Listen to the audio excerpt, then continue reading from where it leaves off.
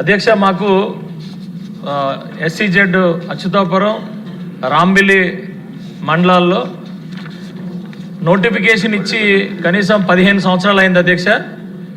కాకపోతే ఇందులో కేంద్ర ప్రభుత్వం కూడా కొన్ని SEZ నుంచి భూములు ఇవ్వడం జరిగింది అధ్యక్ష.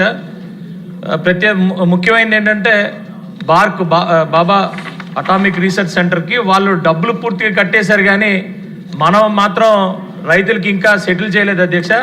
దయచేసి మీ ద్వారా, అంటే ఇప్పుడు మంత్రి గారు అయితే అవునండి అని చెప్పి సమాధానం ఇచ్చారు, ఇది ఇంకొక 3 నెలలు అంటున్నారు. కాకపోతే ఇది 15 సంవత్సరాలు అయింది.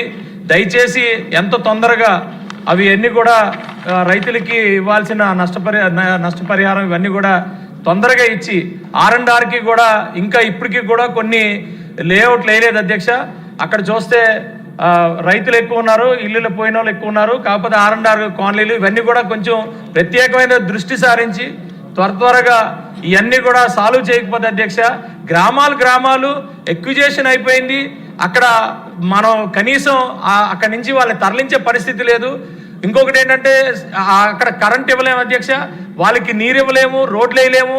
ఇంకా ఇప్పటికీ కూడా గుడిసెల్లోనే ఉన్నారు 15 సంవత్సరాల నుంచి, ఇదిగో అదిగో అని. అయితే మనం వచ్చిన తర్వాత ఫాస్ట్గానే చేశాం, కానీ ఇది కంప్లీట్ చేయాలనేది మీ ద్వారా అడుగుతున్నాను అధ్యక్ష. ధన్యవాదాలు అధ్యక్ష.